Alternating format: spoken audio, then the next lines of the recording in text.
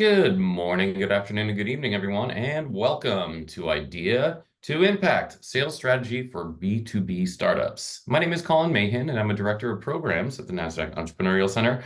And for those of you who may not know, the Nasdaq Center is a nonprofit that's building a better path for entrepreneurs worldwide by improving inclusion, access, and knowledge in entrepreneurship. As you're going to see in the chat in just a moment, the Nasdaq Center provides programs, resources, and exceptional mentorship to entrepreneurs across all races, industries, and geographies. So check out those links and resources in the chat. Now, get a couple of housekeeping items. Firstly, let us know where you're dialing in from in the chat.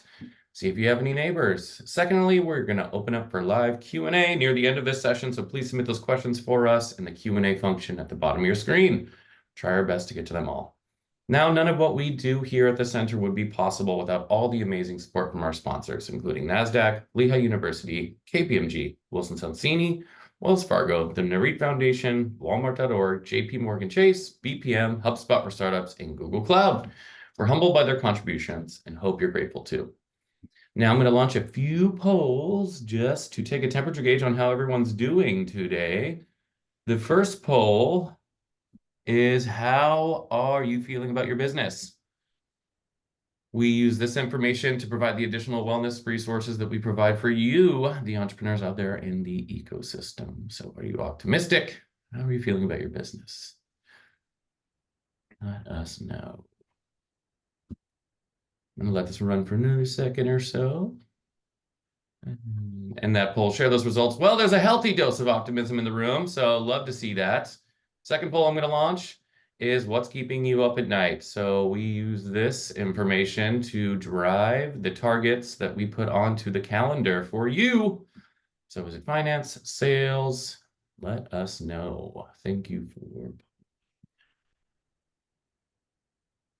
All righty, I'm going to end this poll. And 3, 2, 1.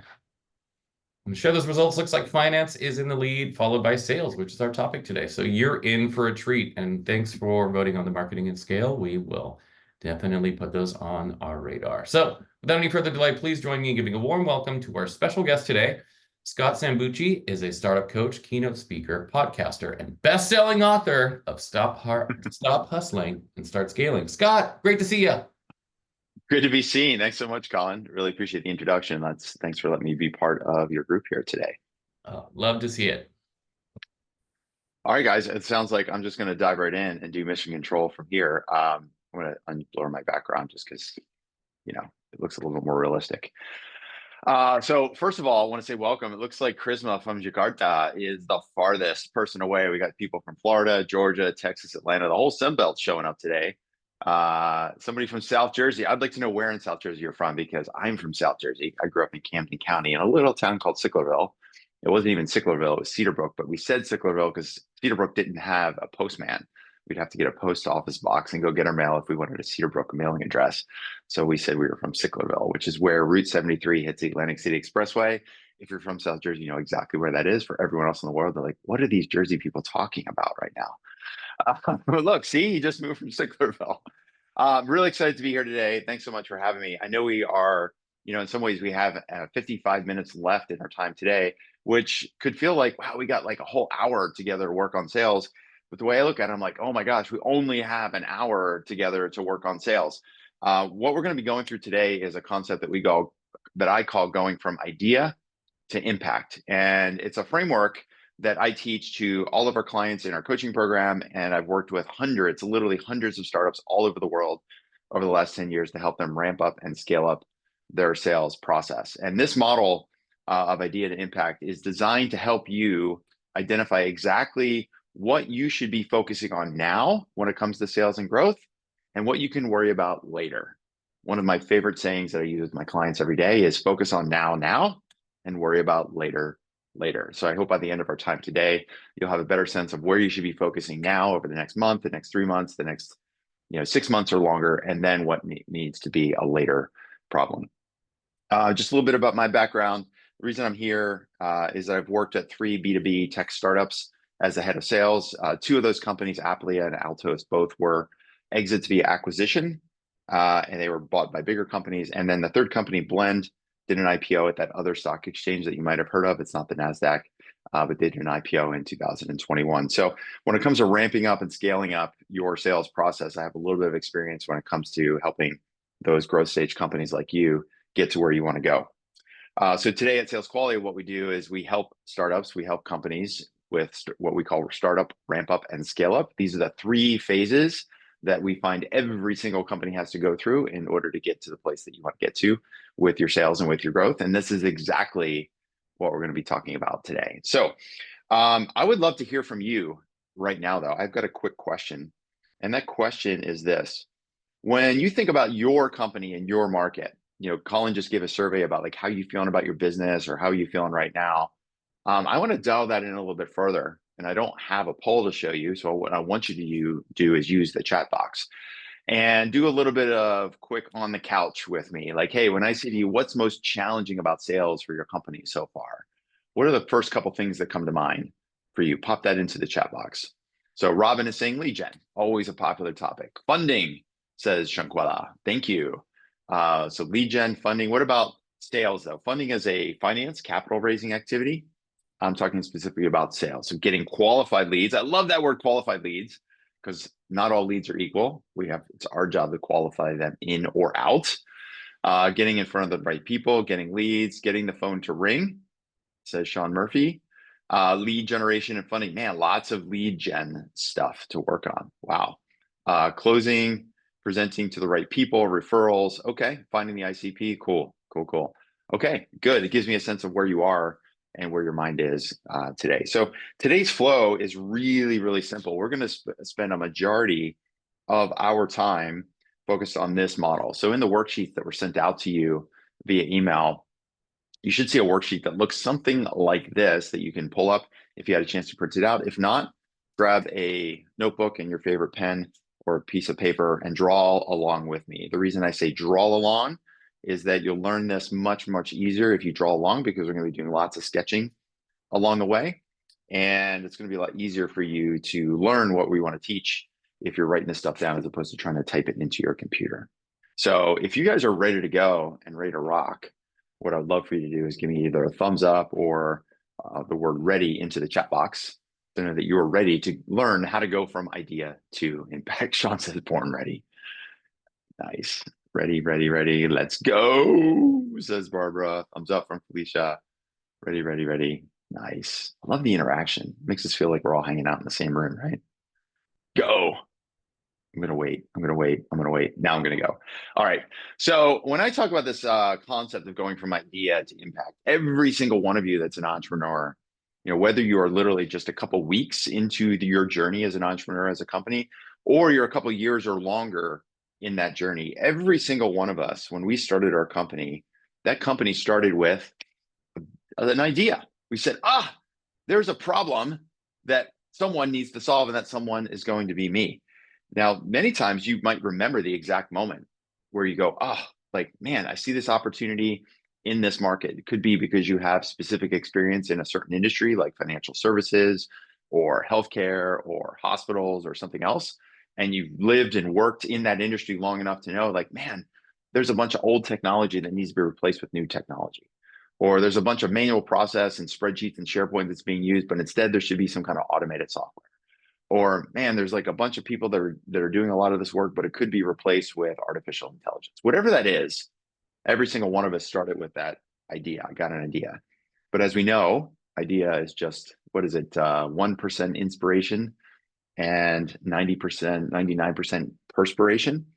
Where we really want to go with our companies is not just, of course, we want to grow, we want to scale, but the reason we want to grow, we want to scale is we want to get to a place that I call making an impact. We want to make an impact.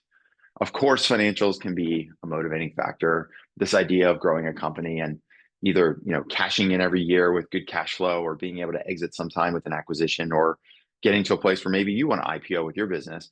Those are all good and those are all motivators.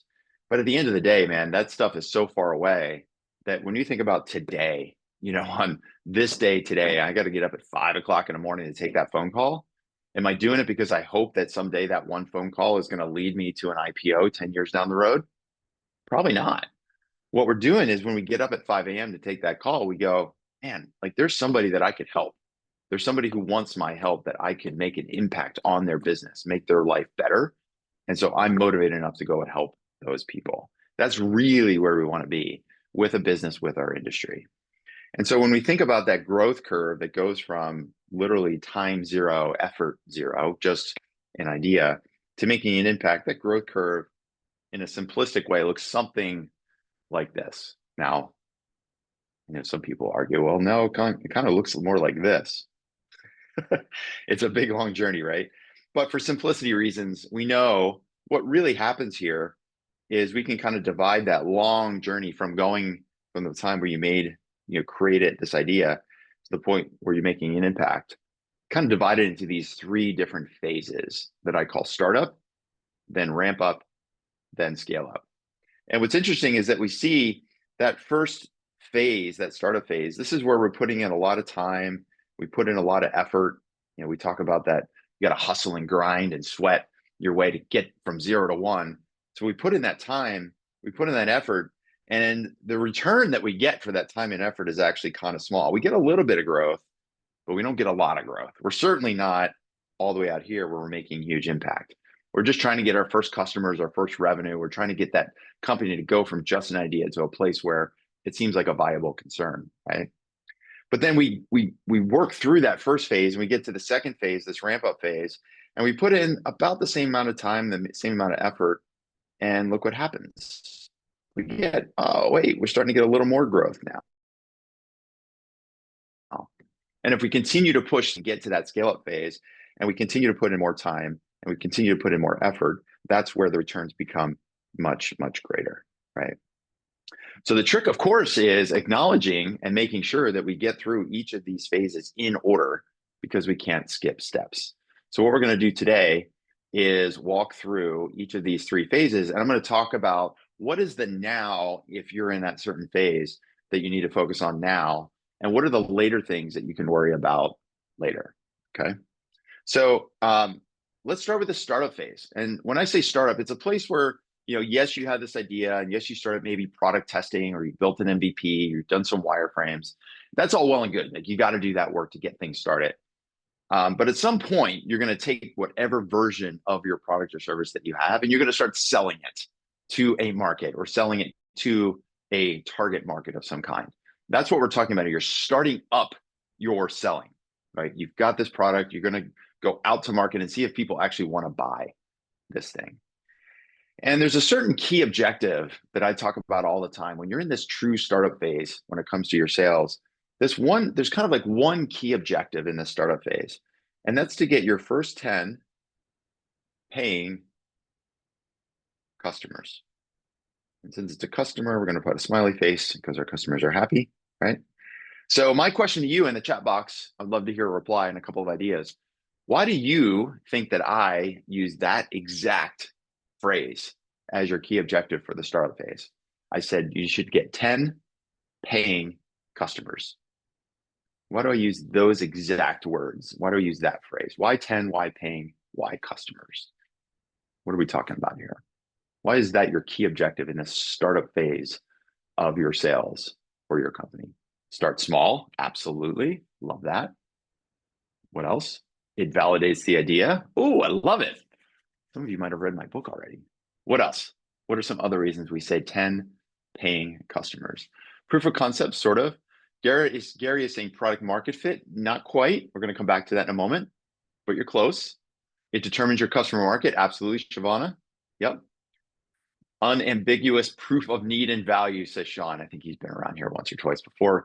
Now, is it Nahal is saying getting a case study, seeing value? Yeah, all of you guys are contributing in. It's easy to spend time on a lot of things that ultimately don't give you revenue or help you make money. It helps you begin making, helps you build momentum. Yeah, so you're all right.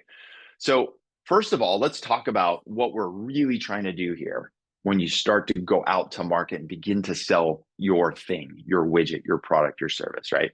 A lot of people use that phrase, product market fit. We got to get product, we got a product, we got to find the market and make sure our product fits into that market, right? Yes, at some point, yes, you do need to find product market fit. But what we're really trying to do here, before we get to product market fit, we have to get to what I call product problem fit. And what I mean by that is you think about when you came up with, I got this idea for a product. Ostensibly and hopefully, when you started your company, it was because you saw a gap in the market. Maybe there wasn't a product that should exist, or maybe the existing products weren't good enough, they weren't modern. There was an opportunity to improve a certain process or a certain type of function in a certain business, right? And you go, there's a problem here that needs to be addressed. There's a gap, a hole. I'm going to build a product. And my job when I go out to sell this product that I built the first time is to see if this product, does it fill the hole? Does it fill the gap? Does it solve the problem that I think and perceive exists in that marketplace?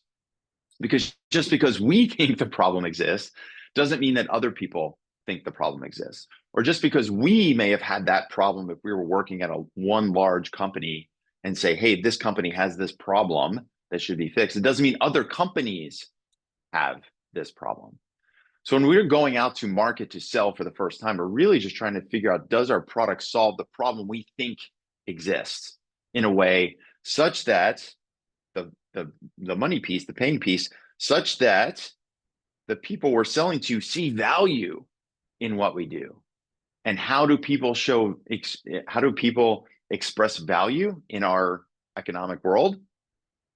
They give us money. That's the designation that value has been exchanged. So that first outreach to market, that first sale to the marketplace, what you're saying is, okay, who has the problem that I think exists? And do they see enough value in this product that I built to fill that product hole or fill that problem, so much so that they're willing to give me money? And when they give me money, what they're telling me and what they're telling our company is that those customers see value in what we do. And then finally, the third piece comes down to this idea of who is your niche? Who is your target? Some people refer to the concept of an ICP, an ideal customer persona, ideal customer profile.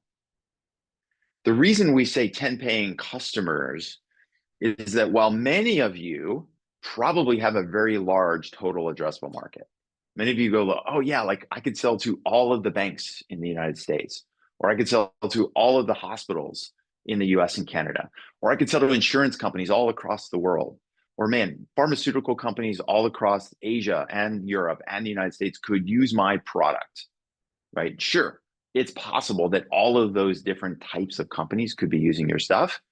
But for now, what we've got to do is identify what's the specific niche, what's the specific target, who are the specific people within that much larger market that's going to be our best target for now. Because we can't sell to both Wells Fargo and the small credit union down the street. Because while both of those types of banks and credit unions might have the same kind of problem, and I had this when I was at Blend Labs, we built a mortgage lending software product that could have been sold to both Wells Fargo and all the way down to the other 8,000 mortgage lenders in the United States. But what we learned very quickly is that small credit union, that small mortgage brokerage, while they also needed technology to help them with their lending process, just like Wells Fargo needed it, the difference between the size and the scope of the problem was very, very different. So we chose, in our case at Blend, to say, look, the size and the scope of the problem that companies like Wells Fargo is the kind of problem that we want to solve. It's in line with the mission and the vision and ultimately the impact that we want to make in our market. So for now, for this first couple of years, for the first 5 or 6 years of the company's life, we only focus on the top 100 out of 8,000 mortgage lenders that were in the United States. And that was our target market. That was our niche. And once we started to knock down some of those accounts, 1, 2, 3, 10, 20, then we started as a company going wider and wider and wider, right? So what we're really trying to do here with product problem fit, getting money in exchange for that product we've built and narrowing down to a niche, what we've effectively done is we have proved viability. we've built a company. Now, whether that company is profitable or not remains to be seen sometimes. But we've done what we said we wanted to do. We got an idea, we found a problem, we built a product, people give us money. That's a company. It's viable, right? And now, typically, when you think about revenue, now your revenue might be small. Like we said, you're going to put a lot of time, a lot of effort to get just a little bit of growth. And depending on your product, depending on how you price it, you could probably be somewhere between 100K to maybe 300K in revenue total, right? If you have simple math, right? You have 10 customers, each paying you 10K per year, that's 100K, right? If you got 10 customers paying you 30K per year, that's 300K. Now, again, it's a model. Some of you might be charging a lot more, some of you might be charging less. But the idea here is that now we have multiple customers that all have this problem, not just one, not just two, not just three companies, but multiple companies. By selling to those multiple companies, we have revenue coming in, and we can start to identify which of those types of companies in the market we want to serve are the best for us to sell to. Once we've accomplished that, we're going to have some revenue, and we've also effectively, in a sense, kind of graduated out of startup mode and moved into ramp up mode. So let me pause there. What for those of you that are on the call right now, how many of you are truly in startup mode, where you have, over the last 6 to 12 months or longer, you've built your first version of your product, you're going out to market right now, you're just trying to get those first 10 or so customers? Give me a little show of hands or a me. Okay, good. So we've got a couple folks who are in startup mode. Says Mario, Jill, a lot of you in startup mode. Hi, Siobhan. Still working on the product, says Sean. Cool. In the next month, it's complicated. Okay, always is. Good. So what's really important here is for you to continue to focus in on identifying what's most important for you to find that next customer. So if you have 2 customers now, what you should be thinking about is, how do I get the customers to, if you have 2, how do I get to 3 and 4 and 5? Once I get to 5, how do I get to 6? When I get to 6, how do I get to 7? Because what's going to start to happen for you, if you think about this over kind of almost like your 10 customers are a bit of a scatter plot. You're like, okay, we got customer 1 that's really big, customer 2 that's kind of small. We got another customer that's kind of big, but in a slightly different industry. And then we got another one that's in that other industry, but it's a little smaller. And then we start hitting a few. You're like, oh, wait, customer 1 is here, customer 2 is here, 3 is here, 4 is here.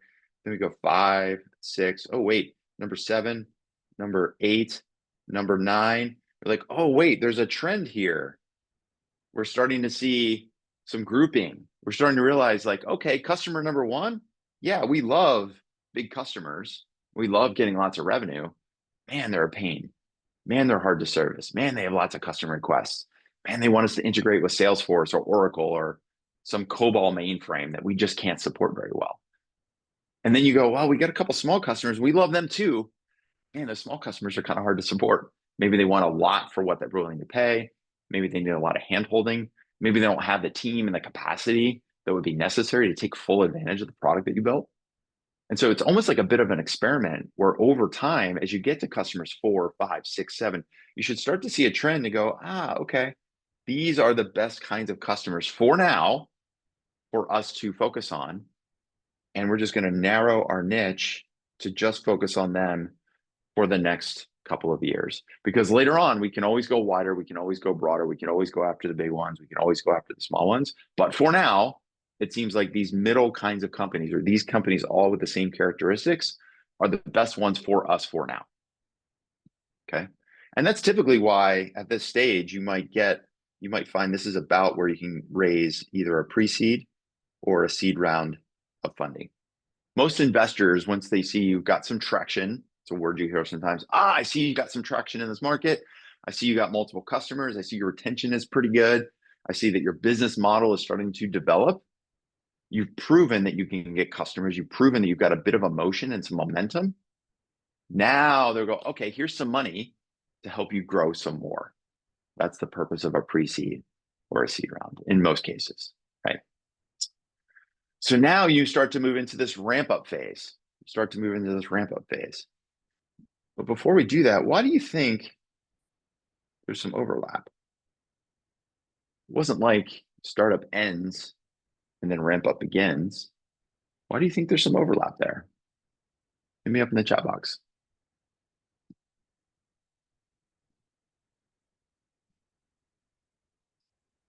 It relates to what we just talked about in terms of customers 4, 5, 6. Tarzan is grabbing the next vine, kind of. But even that's like a quick transition. We're leaving one vine and getting to the next.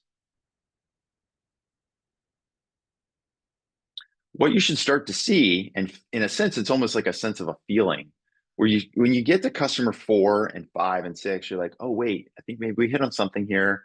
And then you go, let's go find 3 more just like it. And you get to 7, 8, 9. You're like, now we're cooking, right? Maybe you don't necessarily need 10 exactly. Maybe your startup, you need to get to 15 or 20 before you narrow that niche. Maybe you can do it with 4 or 5. The idea is that over time, you're going to start to transition away from being in that true startup mode where you're just trying to get customer and figure out your model to saying, I'm getting more focused. I'm getting more systematic about how I'm approaching the market. I'm more systematic about the customers we target. I'm more systematic on how we're generating leads, systematic on the messaging, the targeting, where we go get those leads, how we go get those leads. What do we do when we get a lead to qualify them? What are the questions I know I should be asking each and every time? And what's a good answer to a question? What's a bad answer to a question? How do we run those product demos? How do we answer technical questions? What are the kind of integrations we should expect to have every time we're selling to a new customer? We're starting to get a little more systematic around our pricing model, how we're supporting those customers. That word system, you keep hearing me use the word system, right? Because when you're in that startup mode, I used this word earlier as well. When you're in that startup mode, all of that growth is really about you as the founder. Sometimes I call this founder everything selling. Founder everything selling. This is where at your company you have the title of CEO. CEO at this phase means Chief Everything Officer. You're getting those 10 customers because you are the one that's hustling. You're the one that's going out and getting leads through referrals or LinkedIn or cold outbound or emails or marketing or someplace else. You're the one that's taking the meetings and doing the demos. You're the one that's answering the technical questions. You're the one negotiating the contracts and doing the implementations. And then at night at the kitchen table, you're the one that's answering the customer support tickets. It's hustle. It's you. It's the founder, right? You might have a couple helpers, but it's really just you. And if we think about that from that standpoint, like here you are as the founder. Oops, my artwork is really bad, but we're going to improve it. Here we go. So you are the founder. You're the one that's holding up the growth. So one of the things I do as part of my fitness routine, I like to lift some weights a couple times a week. I don't lift like super heavy weights, but I do like to lift some weights to get some strength training in. And let's think about that concept.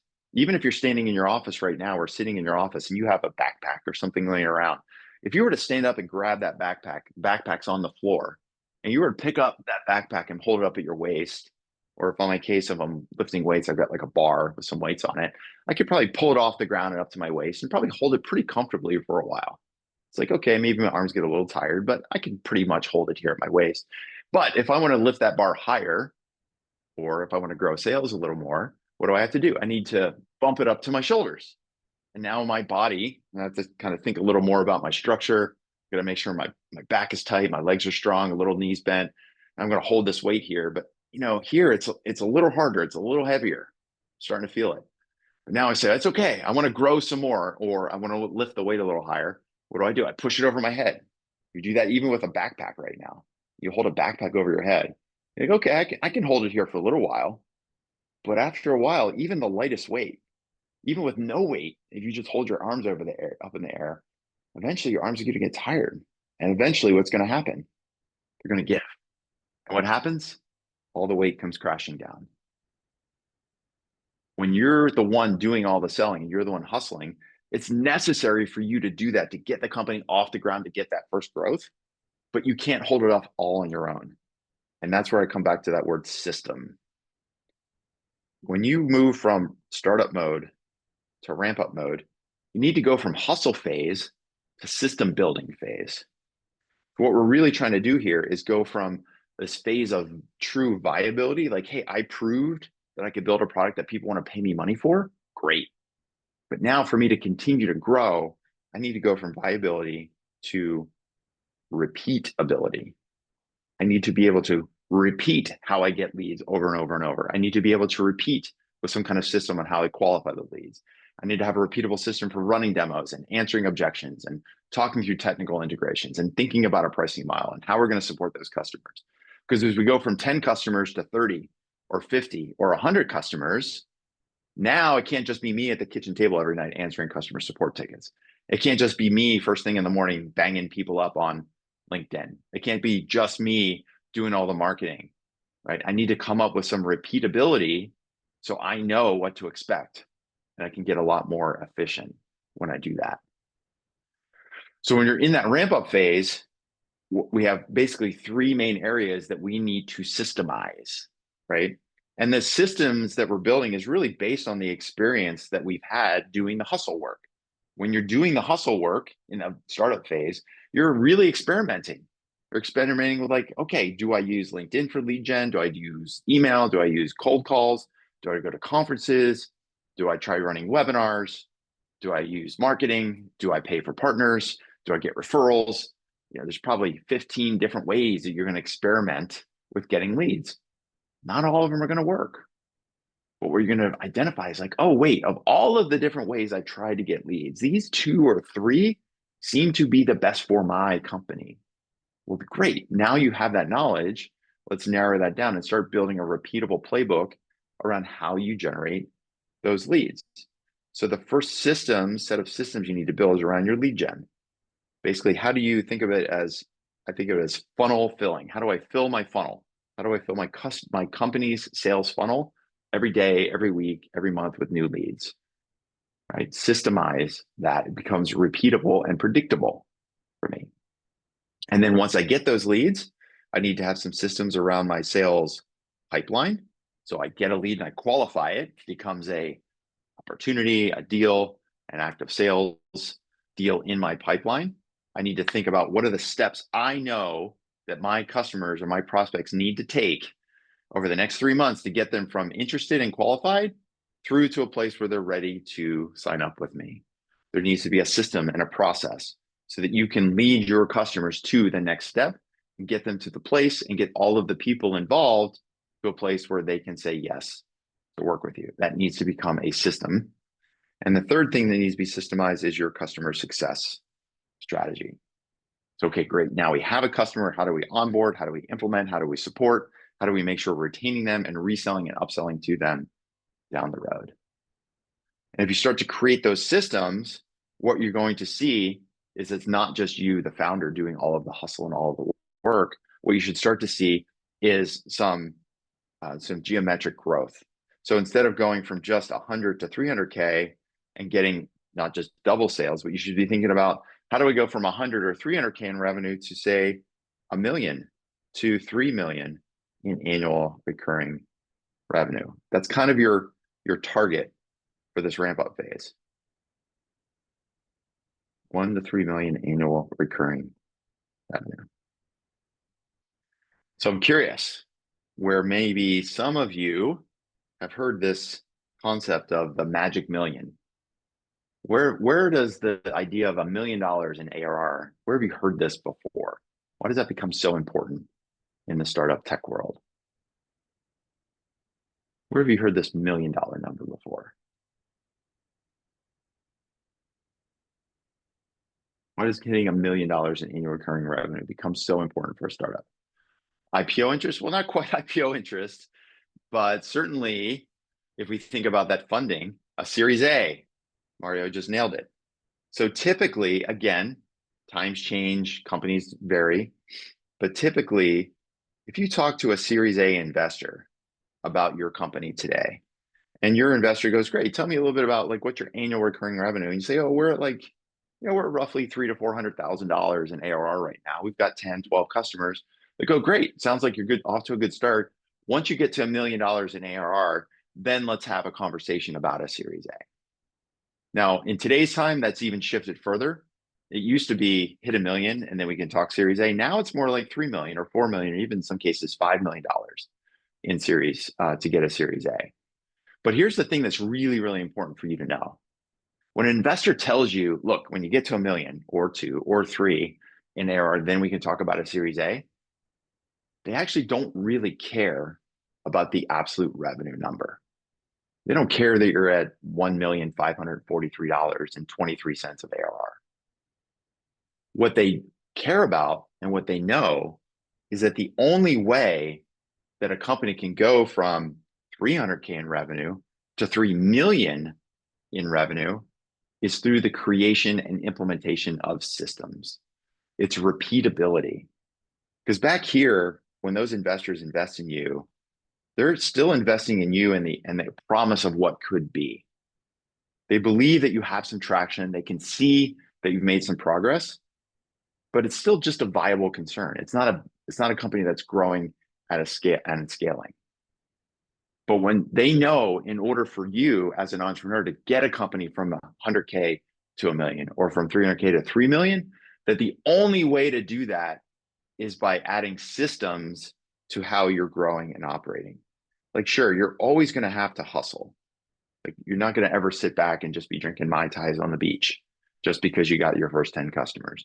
You're still going to have to work hard. You're still going to have to, put in the grit and the grind and do all of those things. But that hustle is only going to get you a certain amount of revenue and growth every year. In order for you to start to scale that growth, you have to add in those systems. So this is typically where you're going to go from a founder everything sale to what I call founder, or what you've heard called founder-led selling.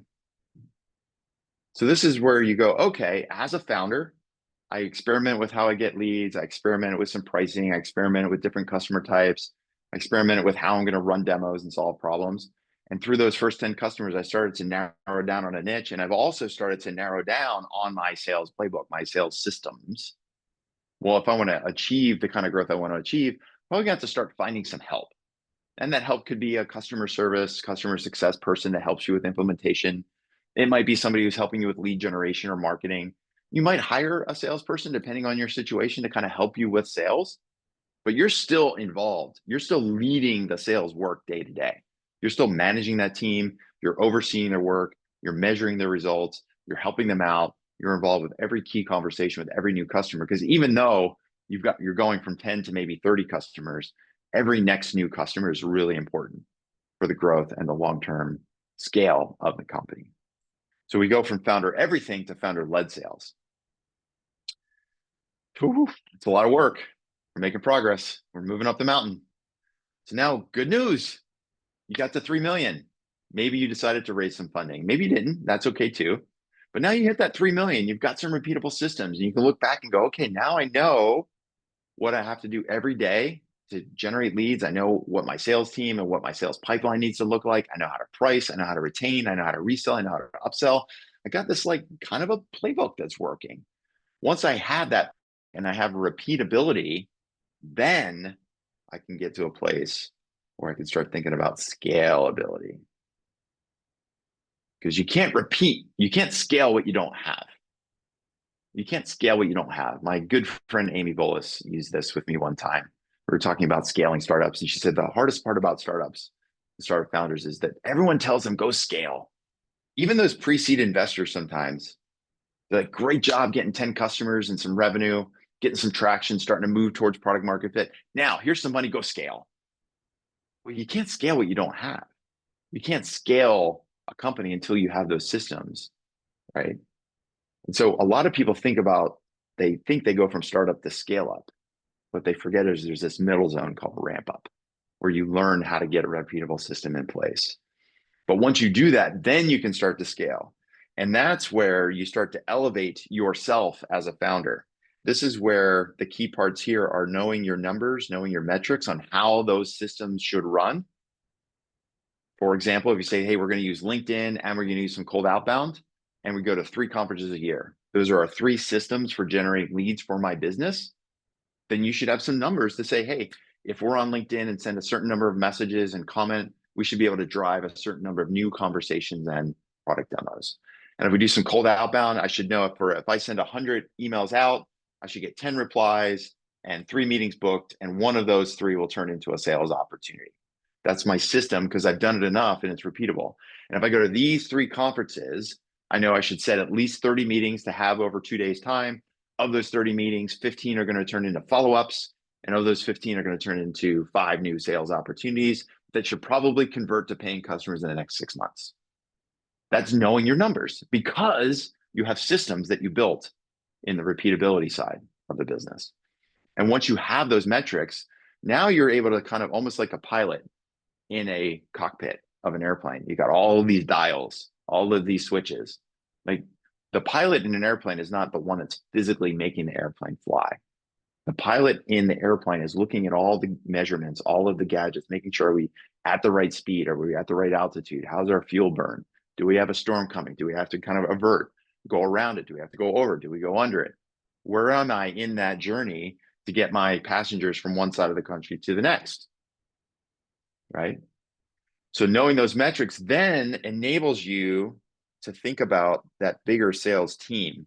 Because once you have the systems that you know someone needs to run for you, almost like a machine in a factory, like, hey, I need someone to run this piece of machinery in my sales factory, and I know what that piece of machinery, how it should operate, then you go, great, I need a person who has the skill to run this kind of machine, right? And even better, now I can hold that person accountable to say, hey, your job is to run what we call the outbound sales lead generator.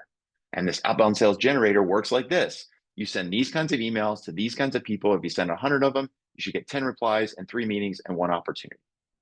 And then I got somebody else who's going to run events. And I got someone else that's going to help me with LinkedIn and marketing. And I got somebody on customer support. I know what my turnaround time should be and what my NPS score should be and what my retention rate should be.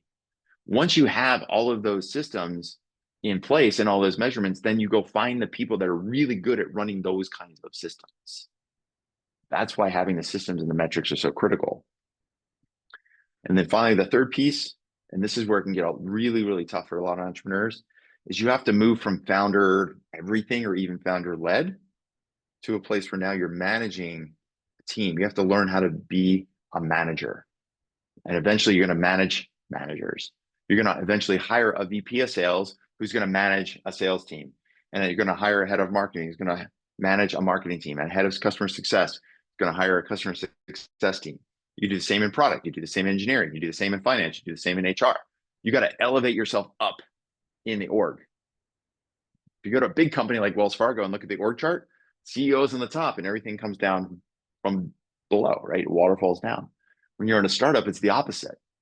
You start at the bottom and you start building the org chart under you, and you're elevating yourself up through the success and through the growth that you had. And when you do this, this is when you go from founder led to what I call founder less selling. Now, this doesn't mean without the founder, doesn't mean the founder disappears. It means there's a whole lot less of the founder. There's still going to be key accounts that you're going to have to jump into. There's going to be big opportunities, new markets that you're going to be responsible for, creating that beachhead and leading the charge. There's going to be certain situations where you must and will want to be involved, which just means that you're very strategic about where you get involved. Your team is telling you like, hey, boss, got this big opportunity with Wells Fargo. We already got them 6 months down the line. We've got these people. We know they're qualified. We know they have budget. We just need you to go in and talk to their head of lending to make sure that everybody's good with how this is going to work. Right? So they're using you very strategically. So we think about this growth now. You still have to hustle. Still going to have to work hard. But now on top of that, you have the systems that get built. And on top of that, now you have a team that's executing on those systems and providing you the outcomes that you need to continue to grow and scale. And that's where your startup, that's where your company can go from, say, 1 million to 3 million, or 3 million up to 10 million, 10 million up to 30 million. And we start making those bigger jumps. That's where you're making an impact. Now you've become a significant part of that vertical or that industry that you're out to serve. So it's really critical to remember, identify, are you in the startup phase? And if you're in the startup phase, what are the things you should be focusing on?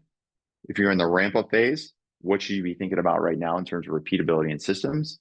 And if you're starting to get to that place, you've got some repeatability and you're starting to scale, then what are the things that you should be working on?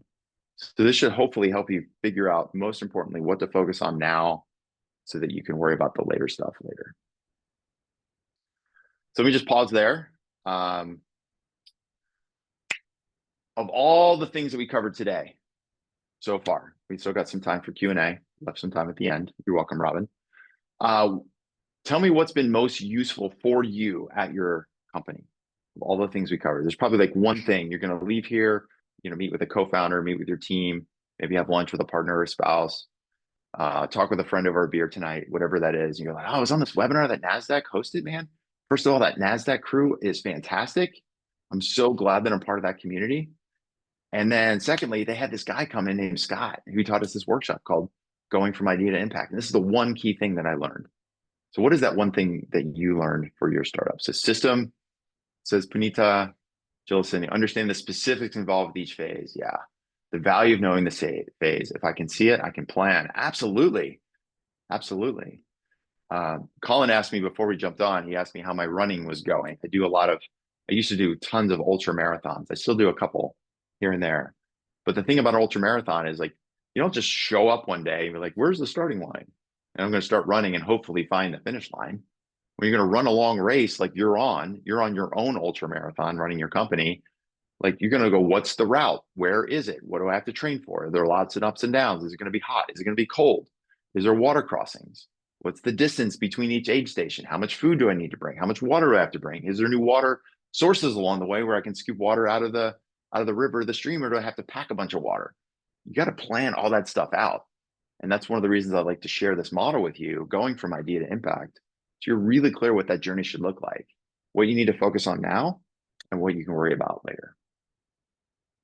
So lots of stuff here about systems and strategies and stages. So Siobhan saying, thank you. The 10 customers is really helpful, allows me to understand I don't have 100 to start. No, start with 1, then 2, then 3. Definitely system, says Tanya. Thank you. Okay, cool. So question here from Fabio, what would be the strategies for a startup to go from idea to exit in 3 years? It kind of depends on your exit and what kind of company you have. So I can just speak more broadly. The first thing I'll say is if you're starting a company and you're thinking, I want to start this company so I can exit in 3 years, you should probably reconsider what your motivation is. Because most of the entrepreneurs that I've met with, most of the founders that I've worked with over the years, especially, in that sort of startup tech scene, the failure rate's pretty high. We all know that. Like, it's great to talk about IPOs and it's great to talk about big acquisitions. When Salesforce bought some sales, marketing company, that sounds great. But at the end of the day, like, you're the one that's going to have to give up 5 o'clock in the morning. And if you said to yourself, like, man, in 3 years from today, I should have an exit. And every day you have to get up at 5 o'clock, get those things done. And like, am I going to hit my deadline of 3 years? It's a lot different than saying like, man, I love what I do. I love the ups and downs. I love making an impact for my customers, so much so that if I had to do this the rest of my life, I'd be totally cool with it. You can have a totally different attitude towards how and what you do to build your company. So that would be my first statement on that. Now, the second thing is you say, okay, like I do want to start this company and I want to at least have an exit plan so that if I decide I no longer want to do this, or maybe decide I'm going to have a life change, like, hey, I'm going to do this startup now for 3 to 4 years because right now I'm younger, but eventually I want to have a family. I want to be able to do something else with my life. Fine. Let's come up with a plan. I would say the most important thing you got to get to is revenue and profitability. Number one, companies only get sold unless it's, some kind of magic IP based on their revenue and their profitability, number one. And number two, you got to figure out how that company can run without you. Because even if you go, great, we got this profitable company that's grown a lot in 3 years, and somebody comes and buys you, if you're the one that's driving all the growth, if you're the one that's pulling all the strings, if you're the one that's responsible for that growth, guess what? You're going to be part of that acquisition. So that's where the systems become important. You got to think to yourself, whether you're looking for an exit or not, how do I extract myself from the daily operations such that this business could continue to grow and scale without me? I hope that helps. What other questions we got? You're welcome. Enjoy the journey.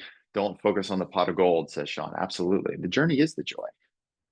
And look, I've started companies that have failed and I've I had a consulting company years and years ago that, man, I wish I would have shut it down a year earlier than I finally did. I went through funding, I went through a second round, I did all the things I was supposed to do to be successful. And it just was too much burn on me mentally. And I look back, I'm like, I should have just shut it down a year earlier and switched. Like, it's okay. It's okay to switch. It's okay to say it's not working and start something new. But just know, like, hey, the journey is the joy. We do this because we're different. We do this because we call ourselves entrepreneurs. We're different kinds of people, and we should be able to absorb those kinds of things. And it's not for everyone. Maybe you try it and you don't like it. My dad had a company. He wasn't the kind of guy who was going to start a tech company, but he said, hey, I want to own a company. So he went to a business broker. He bought a company. The company sold paper products like toilet paper, paper towels, paper cups, chemicals and stuff to places like golf courses and restaurants. He bought that company, ran it for 4 years, sold it, made a little bit of money, not a ton. The reason he sold it, he's like, I'm done with this shit. Like, I'm good.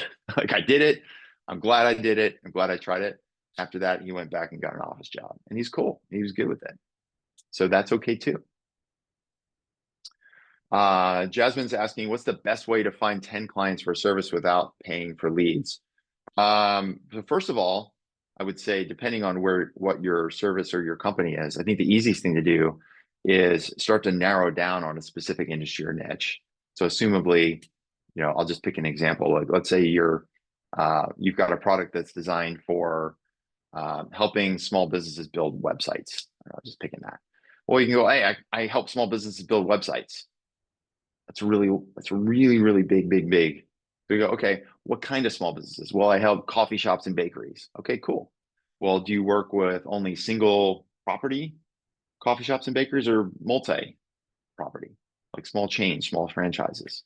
What exactly do you do with the website? Is it more of like a marketing kind of website, or is it an e-commerce kind of website where people can order drinks from a type of app, right? Get more and more narrow.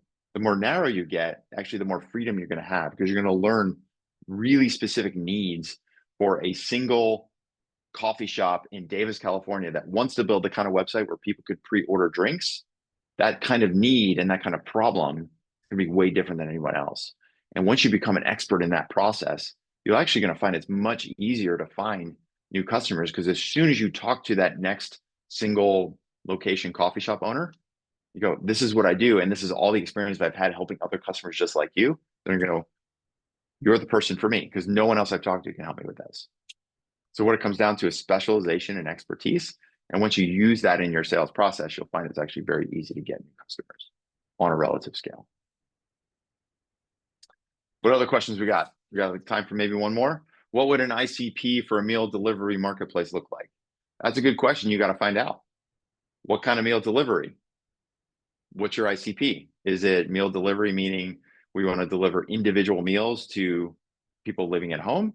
Is it meal delivery that I want to provide lunches and catered things to small businesses? Is it that I want to be able to deliver meals to people that work in large office buildings? All of those are different. So there is no best. It's the one that you decide is the best for the kind of impact that you want to make for your customers. Sophia, what CRM system is free or very affordable? So HubSpot, I think, is still free. They have a free version of their CRM. Pipedrive, I know a lot of people use that, pretty low cost. At the end of the day, people ask me this kind of question all the time. Which is the best CRM? The best CRM is the one you actually use. Like, you could have a wonderful free CRM or a wonderful expensive CRM. In either case, if you're not actually using it the way it's designed, if you're not logging your contacts, you're not logging your communication, you're not keeping track of your pipeline, you're not using it for reporting, it doesn't matter which one is the best. I've had plenty of founders that use spreadsheets. Like, that's my CRM. I'm like, okay, at some point you should probably like move it to HubSpot or Salesforce or something else. But man, for now, if this is working really well for you at this phase of growth, let's not spend a bunch of time and effort switching from a spreadsheet to HubSpot. Let's just keep hammering away on this thing, because it seems like the one that you're actually using. One more. Hi, Scott. I'm a B2B tech founder. I meet people during events. They get convinced of my tech. What should have been a strategy from initial meeting to getting sales converted? So first thing, whenever you meet somebody and you feel like there's a good fit, first thing you want to do is bam, fam. Bam, fam. I'll take that in the chat. BAMFAM. Book a meeting from a meeting. Bam, fam. So it's like, hey, Nahal, look, really good to chat with you here at this event. I know that we got to wrap things up. Sounds like this could be a good fit for both of us. I got my phone right here with my calendar. Let's get a time on the calendar for next Tuesday or next week so that we can pick up the conversation and actually demo my software to you. What time works for you? So that's number one. Number two is once you get the meeting in the books, have a little bit of a warm-up sequence to make sure that they're still excited, because a week from now, their head somewhere else. They got busy, a fire came up. There was something called an election that got them distracted, right? All these things go crazy. Our job is to stay in front of them, so warm them up. And then the third thing is to make sure whenever you're having those conversations, make sure you focus on their problem that you can help them solve and not about your product. The more that you focus on them and understanding what they need, the easier it will be for you to fill that gap with the parts of your product that are most important. Awesome. Well, we got I there. can go all day, baby. I can go all day. Let's keep going. Yeah, you got through all of it in an hour, Scott. Thank you so much. What a great session. It sounds like everyone is shouting out in the chat. Thank you. This has been awesome. This is great. So just want to really express my appreciation for your time today, sharing your insights, expertise. Scott's got a bunch of great resources on his website, so check that out. We've got all the links for you there. But Sean, what a pleasure to host you again. Yeah, man. Thanks, Colin. Really appreciate you being here. Anna, you are fantastic on the organizational logistical side. So thank you so much for being organized. And Serena, my team, thanks for joining us and helping us out along the way. Thanks for letting me be part of your day. Oh, amazing. Well, thanks again, Scott. And for those of you on, we've got a bunch of webinars coming up. So take a look at those in the chat. Hopefully you'll sign up for them. And also, did this session help you gain clarity on the topic? So thank you all for joining us today. We look forward to welcoming you all back online with us soon. Thanks again, Scott, and have a good one. Thanks, guys.